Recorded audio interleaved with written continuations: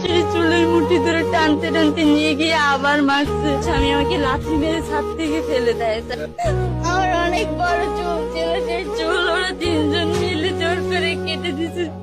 আর তখন আমাকে বলছিল যে এরকম 3.5 লাখ টাকা লাগবে, আমরা বিল্ডিং করব, 3.5 লাখ টাকা লাগবে। আমি ম্যানেজ করে দিছি, আমার বাবার বাড়ি থেকে এনে দিছি, ওরা নিচে সেটা।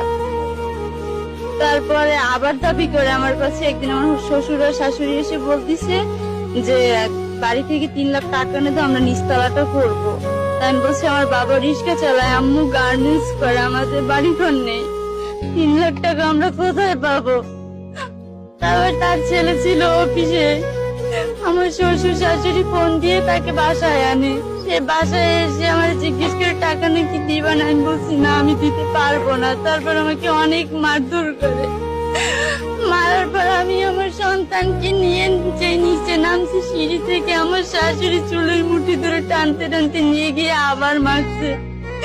মারার পরে আমি আবারও জোর করে আমার সন্তানকে নিয়ে 0 পয়েন্ট অব্দি চলে গেছি। সেখান থেকে আমাকে আবার নিয়ে আসা হয়েছে আমার স্বামী। নিয়ে আসার পরে আমি ঘুমাই গেছি, আর আমার স্বামী গেছি বাজারে। বাজার থেকে সন্ধ্যায় আসছে, সন্ধ্যা আসার পর বলছে তোমার কানে কি কথা ঢুকছে, 3 লাখ টাকা কি এনে দিতে পারবে? আমি কি আমাকে মেরে ফেলবো? আমি টাকা এনে দিতে পারবো না, আমার কাছে টাকা নেই, আমার আব্বু আম্মু দিতে পারবে না, তারা নিজেরাই খেতে পারে না।